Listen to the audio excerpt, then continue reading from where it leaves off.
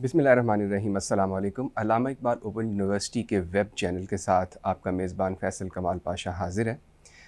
नाज़रीन, जैसा कि आप जानते हैं कि अल्लामा इकबाल ओपन यूनिवर्सिटी एक डिस्टेंट लर्निंग इंस्टीट्यूट है और यहाँ पे किसी उम्र की और किसी भी टाइम की क़ैद नहीं। आप जब भी चाहें यहाँ से एडमिशन ले सकते हैं और यहाँ से आप तालीम हासिल कर सकते हैं और अपनी क्वालिफ़िकेशन को आप मज़ीद बढ़ा सकते हैं, अपने इल्म में इजाफ़ा कर सकते हैं।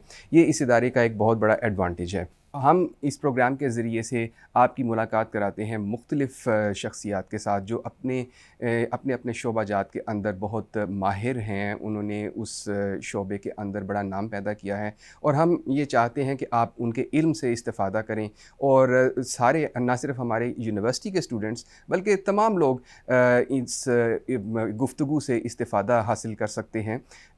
आज हमारे साथ मौजूद हैं डॉक्टर अफशान हुमा, माहिर तालीम हैं, हेड ऑफ़ द डिपार्टमेंट हैं educational planning Allama Iqbal open university की। Madam, welcome to the show. Thank you. नाज़रीन, आज का मौजू जो है बहुत अहमियत का हामिल है और मौजू है घर, तालीम और माशरा। बुनियादी तौर पे घर जो है वो बच्चे का सबसे पहला स्कूल जो है वो घर है और बच्चा सबसे ज़्यादा टाइम भी घर में स्पेंड करता है और अपने पेरेंट्स को, अपने सिबलिंग्स को, सबको देखता है। तो घर जो है उसका रोल बहुत इम्पॉर्टेंट है और फिर वो स्कूल जाता है, फिर वो सोसाइटी में मूव करता है और इससे उसकी एक शख्सियत बनती है। तो ये कितना इम्पॉर्टेंट है और किस तरह से एक शख्सियत को बनाने में ये तीनों एलिमेंट्स जो हैं ये काम करते हैं और किस तरह से वो शख्सियत आगे चल के जब माशरे का हिस्सा बनती है तो माशरे पर उसके असरात क्या होते हैं, ये आज हम जानने की कोशिश करेंगे डॉक्टर अफशान हुमा से। तो मैडम, सबसे पहले क्या कहेंगी आप इस मौजू के बारे में? बिल्कुल, आपने इब्तिदा ही में जो एक पैटर्न सेट किया है ये एग्जैक्टली ऐसा ही है। बच्चा घर के अंदर, फिर अगर वो किसी तालीमी इदारे का हिस्सा बनता है तो वहाँ पर, और फिर माशरे में वो जिस तरह इंटरेक्ट करता है, इसको बेसिकली हम शख्सियत साजी का अमल कहते हैं। और by the age of adulthood बच्चे के पर्सनालिटी के मेन फीचर्स डेवलप हो गए होते हैं जी। और फिर उसमें ऐसा नहीं है कि उसमें चेंज नहीं आ सकती, लेकिन फिर उसमें चेंज आने के लिए बहुत बड़ी ट्रांसफॉर्मेटरी एक ट्रांजिशन की ज़रूरत होती है। अदरवाइज़ एक नॉर्मल इंसान जिस तरह की ज़िंदगी आम एक शख्स गुजारता है वो अपनी एडल्टहुड तक इन तीन जगहों से अपनी पर्सनैलिटी को कंप्लीट डेवलप करके निकलता है। जी। तो हम जिस माशरे का हिस्सा हैं, हमें तो रोज़ इस तरह के सवालात सुनने को मिलते हैं और ज़्यादातर ये सुनने को मिलता है कि जी तालीम ने बड़ा बिगाड़ पैदा किया है। तो आज इसको थोड़ा सा अनपैक करते हैं कि इनमें से किसी भी एक एलिमेंट को हम आइसोलेशन में नहीं देख सकते। ये पूरा एक पैकेज है और इंसान इसके बीच में ग्रूम हो रहा होता है। जी बिल्कुल। अच्छा मैडम, जब इसमें सबसे बड़ा एलिमेंट घर का एलिमेंट जी, तो और ज़ाहिर है बच्चा 4-5 साल की एज तक ज़्यादा घर पे डिपेंडेंट होता है, फिर बाद में भी ज़्यादा वक्त उसका घर में स्पेंड होता है, पेरेंट्स को देखना सारा, ये कितना इम्पोर्टेंट है? देखिए, बच्चे की जो पैदाइश है और वो तमाम बच्चे जो एक फैमिली में जन्म ले रहे हैं, खुदा ना खास्ता कोई ऑर्फनेज नहीं है, या वो हम उन बच्चों की बात करें जो एक घर में जिस बच्चे की पैदाइश हुई है, तो घर का पैटर्न हम अपनी सोसाइटी के रेलेवेंस से बात करते रहेंगे। और घर का पैटर्न हमारे यहाँ ये है कि जहाँ बच्चा पैदा होता है वहाँ सबसे पहले दो मेन जो एडल्ट्स मौजूद हैं वो उसके पेरेंट्स हैं, और फिर उसके बाद उस घर में जो और लोग मौजूद हो सकते हैं वो ग्रैंड पेरेंट्स हो सकते हैं, वो कोई अंकल आंटीज़ हो सकते हैं, और अगर उस बच्चे से पहले उस घर में मज़ीद बच्चे मौजूद हैं तो वो सिबलिंग्स या कज़न्स भी हो सकते हैं। तो ये एक बच्चे की लाइफ साइकिल का इब्तिदा है कि घर में कुछ एडल्ट और कुछ और एज के लोग मौजूद हैं। तो ये लोग वो पहले इंसान होंगे जिनसे एज अ ह्यूमन बीइंग वो बच्चा इंटरेक्शन शुरू करेगा। बिल्कुल, राइट। बिल्कुल। इसका मतलब है कि जो बिल्कुल जैसे आपने कहा कि अगर वो बच्चा फ़र्ज़ करें कि 4 साल तक या कुछ सालों तक स्कूल नहीं जाता, तो ये वो लोग होंगे, ये मेजर एलिमेंट्स होंगे और ये वो लोग होंगे जो उसकी पर्सनैलिटी के बेसिक फीचर्स पैटर्नाइज कर देंगे। बिल्कुल। क्या घर में किस टोन में बात की जाती है जी, घर में लोग एक दूसरे के साथ कितने रिस्पेक्टफुल हैं, घर में किस वक्त खाना खाया जाता है, क्या खाया जाता है, बिल्कुल, राइट। बिल्कुल, घर में खाने के क्या अदब अदाब हैं, बिल्कुल, घर में पहनने ओढ़ने के क्या अदब अदाब हैं, बिल्कुल घर सही। में बातचीत के जैसे हमने क्या, तो ये तमाम बेसिक पैटर्न्स हैं जो बच्चा हम कहते हैं इनफॉर्मल एजुकेशन के थ्रू सीख रहा है। जी, ये कोई फॉर्मल एजुकेशन नहीं हो रही। लेकिन इस सारे सिनेरियो में क्योंकि हमारे मुआशरे में एक बात बार बार कही जाती रही कि माँ की गोद जो है वो पहली दरसगाह है, तो माँ को बड़ा स्ट्रॉन्ग एक एलिमेंट बना के खड़ा किया गया कि जी माँ बिगिनिंग की नर्चरिंग कर रही है और उसको उसकी ग्रूमिंग भी कर रही है। बिल्कुल, अब यहाँ से इब्तदाई मसाइल शुरू हो जाते हैं, और वो इब्तदाई मसाइल ये होते हैं कि जिसको हम सबसे पहली थेरी जो हमें समझ में आती है एज अ साइकोलॉजिस्ट, वो है double bind theory. Double bind theory हम इसको कहते हैं कि अगर घर के ही लोगों के नज़रियात में या घर के लोगों के बिलीव्स अबाउट लाइफ या जी। थेरी अबाउट लाइफ में फ़र्क पाया जाए, बिल्कुल, ठीक है। कुछ लोग घर के हैं जो गालम गलोच को नॉर्मल तस्वर कर रहे हैं, सही, और एक माँ है या बाप है बीच में जो बच्चे को बार बार मना कर रहा है सही, कि ये नहीं करना होता। जी, तो यहाँ से डबल बाइंड थ्योरी शुरू हो जाती है।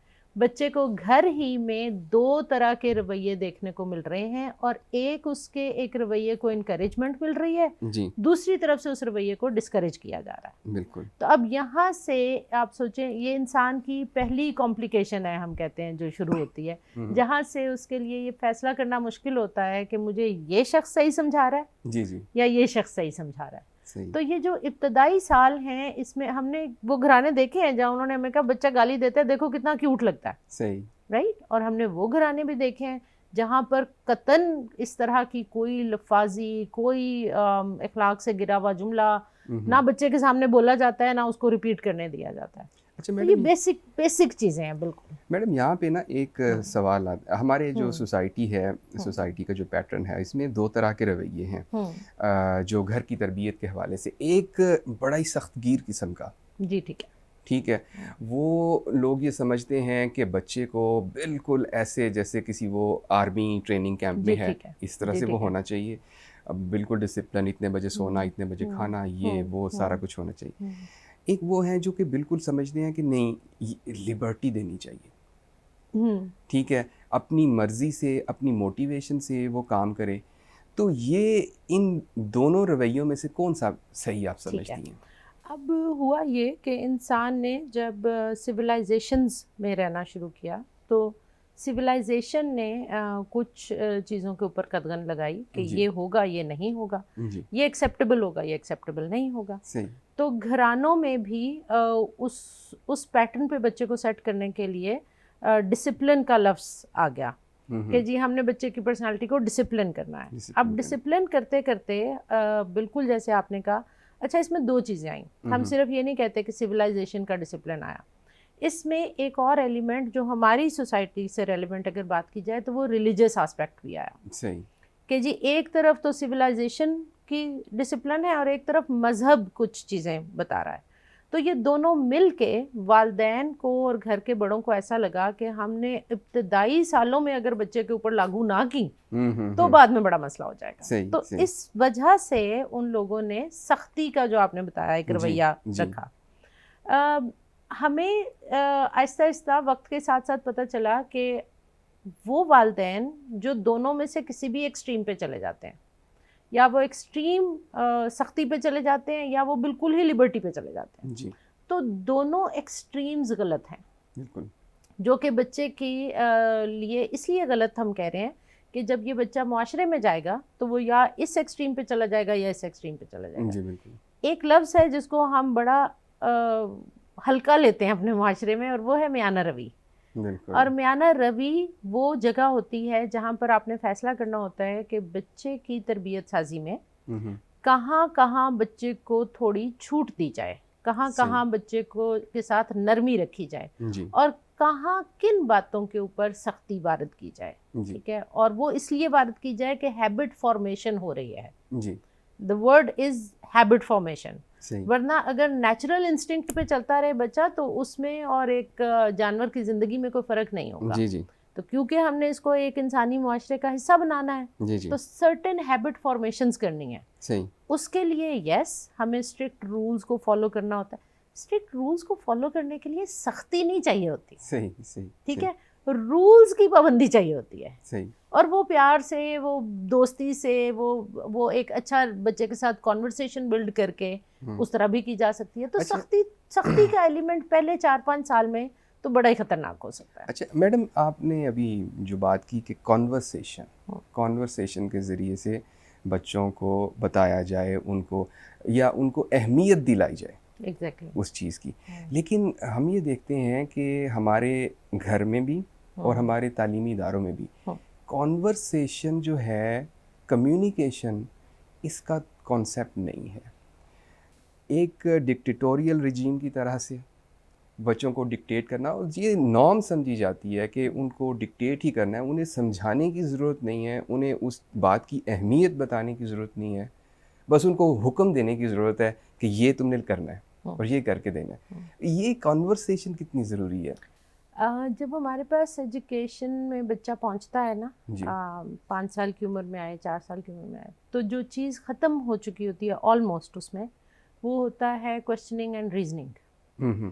और यहाँ पर मैं अक्सर वालिदैन को ये कहती हूँ कि ये आप घर से ख़त्म करके भेजते हैं जी। और फिर स्कूल भी उसी चीज़ को, खैर आगे अभी हम बात करेंगे, उसको जी, फॉलो जी। करता है। आपने जो बात की कॉन्वर्सेशन की, कॉन्वर्सेशन वहाँ होती है जहाँ क्वेश्चन करने की आज़ादी होती है। सही। ठीक है, आपने बच्चे को कहा कि बेटा ये किताब यहाँ नहीं रखनी, तो क्या बच्चे को ये आज़ादी है कि वो आपसे पूछे कि यहाँ क्यों नहीं रखनी? बिल्कुल। हमारे यहाँ बिल्कुल जो आपने बात किया, और बड़ा अच्छा लफ्ज़ आपने इस्तेमाल किया, एक डिक्टेटर माइंडसेट है। बिल्कुल।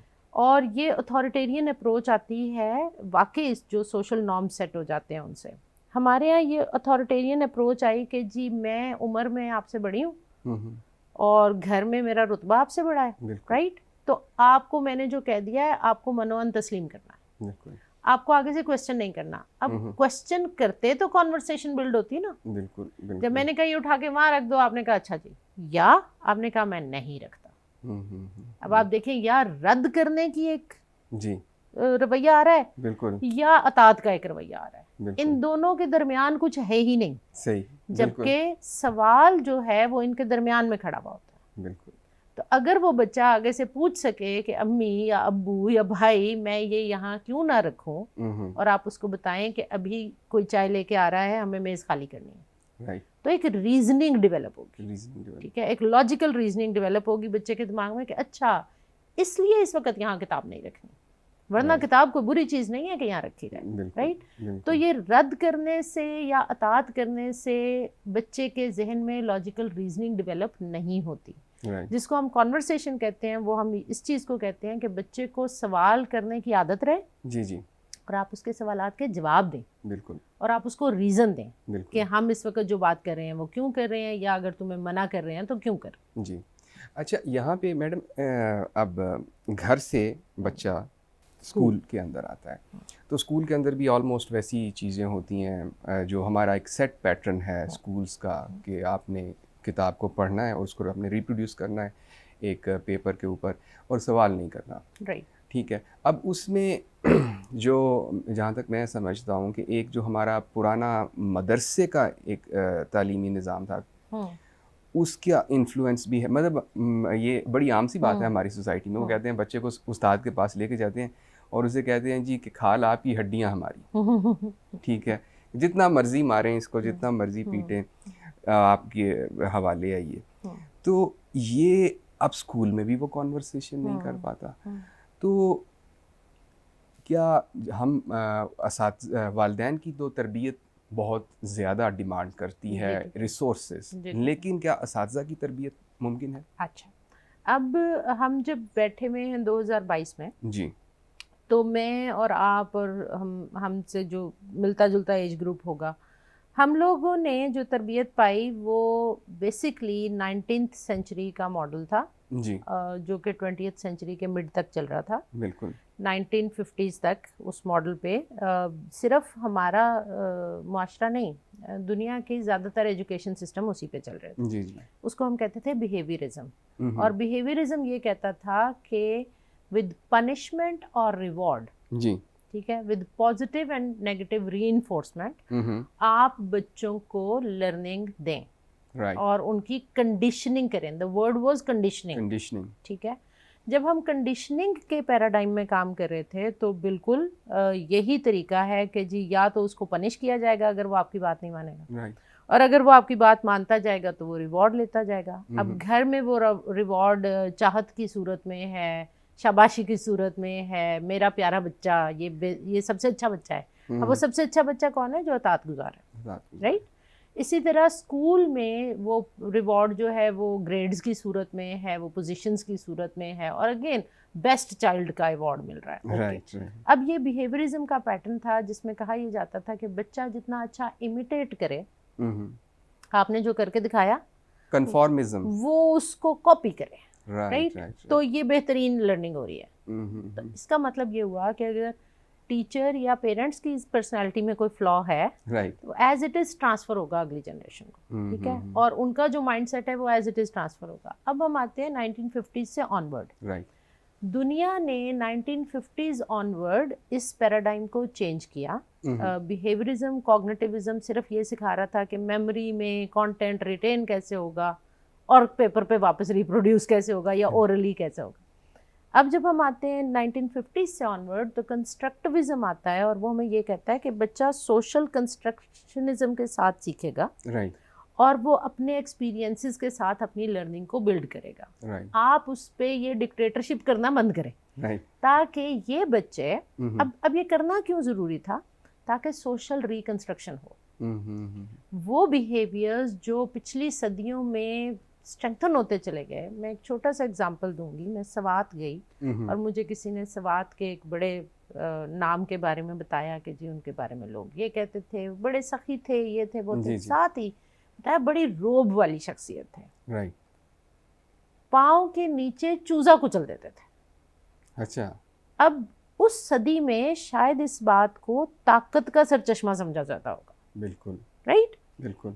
आज की सदी में अफशा हुमा खड़े होकर जब ये सुनती है तो उसको ये बात बिल्कुल इम्प्रेस नहीं करती। उसको लगता है ये बड़ा जालिम और जाबिर शख्स होगा, राइट, ठीक है। क्यों? क्योंकि आज ताकत के मीनिंग बदल चुके हैं। बिल्कुल। आज ताकत वो है जो लोगों के साथ मिल के खड़ा होता है, तो वो ताकतवर है। राइट। जो कमजोर से कमजोर इंसान की ताकत बनता है वो ताकतवर है। राइट। इसका मतलब है कि एक पैराडाइम शिफ्ट आया, और इस पैराडाइम शिफ्ट के लिए बड़ा ज़रूरी था कि बच्चों को भी रिकंस्ट्रक्ट करने दिया जाए, वरना वो पिछली जनरेशन की चीज़ें आएंगी। इन दोनों चीज़ों के दरमियान जो गैप आया वो आपने एग्जैक्टली ठीक आइडेंटिफाई किया। क्या हमने टीचर्स को ट्रेन किया? हमने टीचर्स को तो कंस्ट्रक्टिविस्ट स्कूल के लिए ट्रेन ही नहीं किया। टीचर्स जैसे खुद बिहेवियरिस्ट स्कूल में पढ़ के आए थे, मैं बता रहा हूँ जो बता रहा हूँ, मनोअन ऐसा ही करके आगे रिप्रोड्यूस कर दो। ये जो सोशल कंस्ट्रक्शनिज्म का था, ये पैराडाइम हमने टीचर्स को नहीं दिया तो क्लासरूम तक भी नहीं गया। राइट। वो वही डिक्टेटरशिप और अथॉरिटेरियन माइंडसेट गया जो घरों से भी आ रहा था और जो स्कूल्स में भी पाया जाता था। राइट। तो 2000 तक, ईयर 2000 तक मैं कहती हूँ कि पाकिस्तान में तो आपको कोई स्कूल नहीं मिलते, चंद एक प्राइवेट एलीट स्कूल्स के अलावा, और वो एलीट स्कूल कोई सोशल कंस्ट्रक्शनिज्म पे नहीं चल रहे थे, वो डर के चल रहे थे कि माँ बाप आगे लड़ेंगे, ठीक है, इसलिए। अदरवाइज ये पैराडाइम शिफ्ट नहीं आया। ये शिफ्ट पिछले 20-22 साल में आना शुरू हुआ है, और अभी भी हम तमाम स्कूलों में तमाम टीचर्स के साथ नहीं देखते। लेकिन आज अगर आप टीचर एजुकेशन का कंटेंट भी उठाएं तो वो कंस्ट्रक्टिविस्ट कंटेंट है। अब हम टीचर्स तैयार कर रहे हैं कि वो क्लासरूम में जाके इस पैराडाइम को बदलें, और जिसको हम क्रिटिकल पेडागॉजी कहते हैं, क्वेश्चन आंसर्स और डिबेट शुरू करें। राइट। अच्छा मैडम, जो बच्चा घर से फिर उसके बाद स्कूल से एक चीज़ें सीख के निकलता है, और फिर वो बहुत सारे बच्चे बहुत सारे एडल्ट्स में कन्वर्ट होते हैं, and then they form a society, हम एक माशरे की तश्कील वो लोग करते हैं। इन चीज़ों के अलावा क्या माशरे की तश्कील के कुछ और भी फैक्टर्स हैं? अच्छा, पहले तो ना हम इन दोनों को सेट कर लेते हैं। घर में क्या हो रहा था, घर में फैमिली, कल्चर, रिलीजन, जी, ठीक है, इनके तहत रहते हुए बच्चे के पैटर्न्स ऑफ बिहेवियर सेट हो रहे थे। राइट। जब वो स्कूल, कॉलेज, यूनिवर्सिटीज़ में गया तो अब एक चीज़, एक एलिमेंट जो कम हुआ वो ये हुआ कि सारे लोग उसके साथ किसी हायरार्की में नहीं है, कोई उससे छोटा, कोई उससे बड़े, ऐसे नहीं है। ऐसे नहीं है। अब उसके साथ एक ग्रुप है जो पैरेलल ग्रुप है, यानी पीयर ग्रुप है, बिल्कुल, जो उसकी अपना एज ग्रुप है। तो वो जो एक फिक्स्ड एनवायरनमेंट थी ना घर की, जी, उससे निकल के अब बच्चा जब स्कूल, कॉलेज, यूनिवर्सिटी में आया तो यहाँ उसको ग्रुप इंटरेक्शन सीखने को मिला। मैं अपने बराबर के लोगों से कैसे रवैया रखूं। राइट।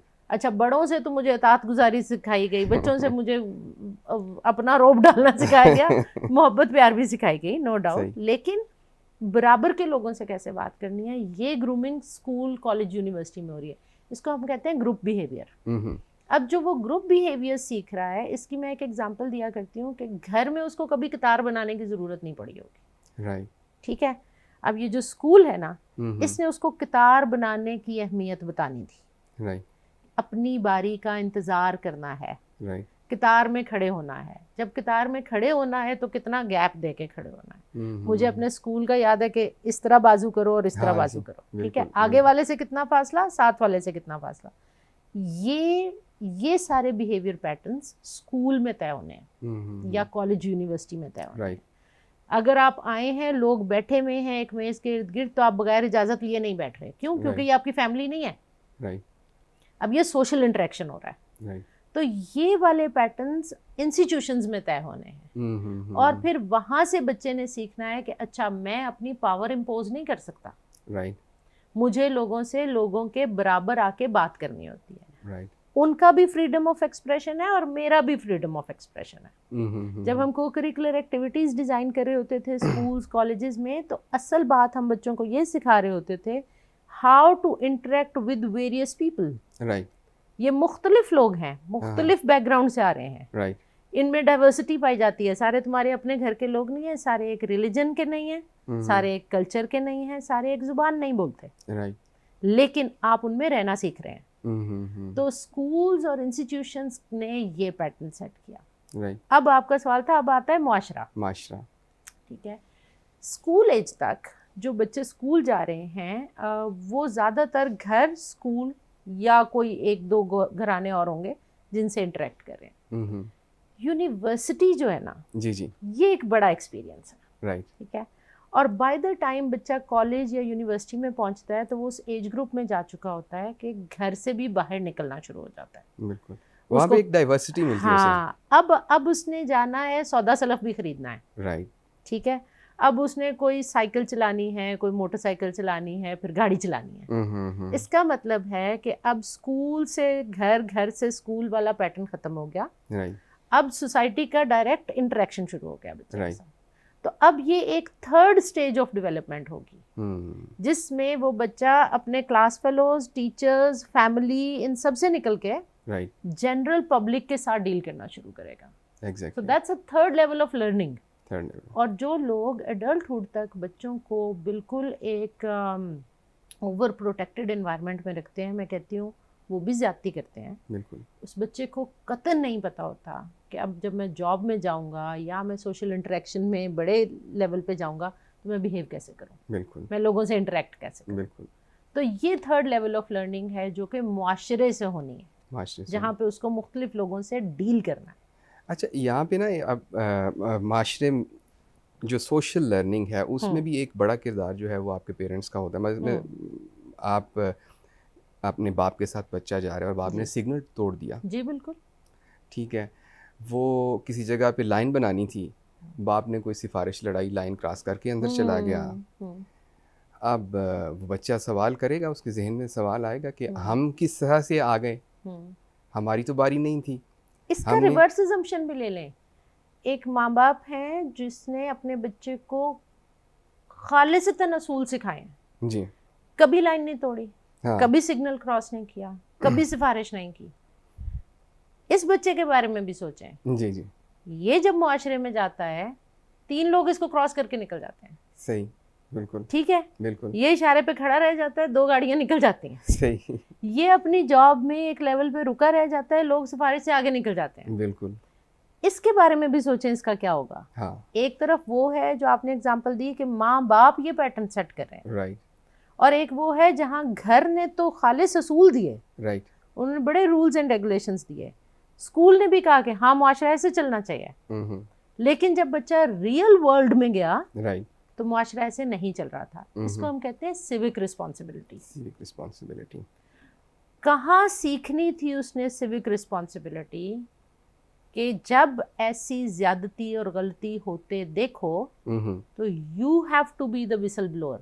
राइट, आपने बच्चे को असूल सिखा दिए, जी जी, आपने बच्चे को कानून की पासदारी किताबों में भी सिखा दी, राइट, टीचर ने भी रटवा दी, राइट, ठीक है, लेकिन आपने उसको ये नहीं बताया कहीं पे भी कि जब कानून और असूल और ज़ाब्ते तोड़े जा रहे हों, राइट, तब आपका क्या फ़र्ज़ है, तब आपने क्या करना होता है माशरे में निकल के। राइट, इस चीज़ की ट्रेनिंग ना स्कूल्स दे रहे थे ना घर दे रहे थे, राइट, तो बच्चा सिर्फ क्या होगा, फ्रस्ट्रेटेड होगा। एग्जैक्टली, मैं तो नहीं कर रहा, हाँ, लेकिन बाकी तो सब गलत कर रहे हैं। सब गलत कर रहे हैं, और फिर उस एज में जाके 20s की जो एज ग्रुप है, बच्चा अडल्ट हो चुका है, राइट, सोशल इंटरेक्शन में जा चुका है पब्लिक में, राइट, और ये इतना फ्रस्ट्रेटेड एक ग्रुप है राइट, कि उसको समझ नहीं आती कि मुझे तो बताया गया था असूल ये होते हैं और Right. कानून ये होता है और Right. सोशल नॉर्म्स को तोड़ना नहीं होता, राइट, और जब मैं बाहर निकला हूँ तो ये तो हर तरफ ये हो रहा है।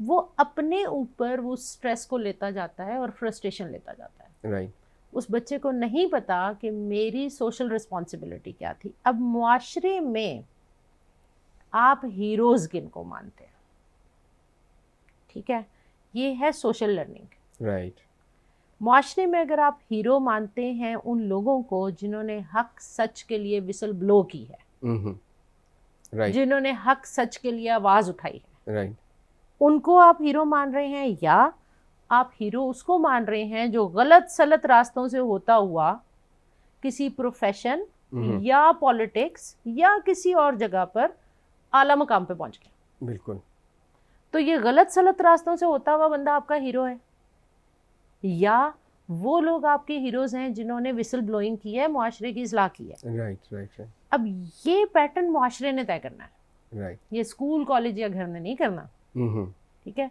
तो यहाँ सोसाइटी इटसेल्फ एक लर्निंग स्पेस बन जाती है। राइट, जब हम कहते हैं ना घर, स्कूल और मुआशरा, तो फिर मुआशरा भी पैटर्न्स तय करता है। राइट, फिर 20 साल से ऊपर जब वो बच्चा जाता है तो वो ट्रांसफॉर्मेशन सोसाइटी की वजह से आती है। बिल्कुल, या तो वो इरिटेटेड हो जाता है, जी जी, बहुत फ्रस्ट्रेटेड हो जाता है। हमने वो बच्चे भी देखे हैं जो मिड करियर में जाके डिप्रेशन में चले गए बिल्कुल, कि जी मैं तो इससे आगे जा ही नहीं पा रहा, बिल्कुल, लोग तो सारे नेगेटिव मीन्स यूज करके आगे जा रहे हैं। उसको बताना था कि नहीं, पॉजिटिव मीन्स के साथ बिल्कुल, अपनी आवाज का वजन लेके चीजों को ठीक करना भी तुम्हारे लिए काम है, जाओ Right. करो। राइट, ये नहीं बताया। ये इस मुआशरे में जो सबसे मिसिंग एलिमेंट है जी जी, वो सोशल पैटर्न है, सोशल पैटर्न। जी जी, अच्छा मैडम, एक चीज़ है कि एक बच्चा, हाँ बिल्कुल, मेरा ख्याल है तीनों चीजें हो गई हैं। हाँ अब समरी कर ठीक लो, है, हाँ ठीक है, समरी कर लो। अच्छा लास्ट क्वेश्चन फिर उसके बाद, ठीक है। ठीक। अच्छा, एक बच्चे के अंदर एक बेसिक इंस्टिंक्ट है जो कि जिस मतलब नॉन करप्टेड है, फिर उसके बाद उस बेसिक इंस्टिंक्ट्स के चीज़ें, अच्छा क्या ऐसा है, मसलन एक बच्चा स्मार्ट है, इंस्टिंक्टिवली ठीक है, वो स्मार्ट है, ठीक है। तो वो क्या जब सोसाइटी में मूव करेगा तो वो वही चीज़ें उठाएगा जो उसकी नेचर के मुताबिक है, या हर तरह की चीज़ वो उठाएगा?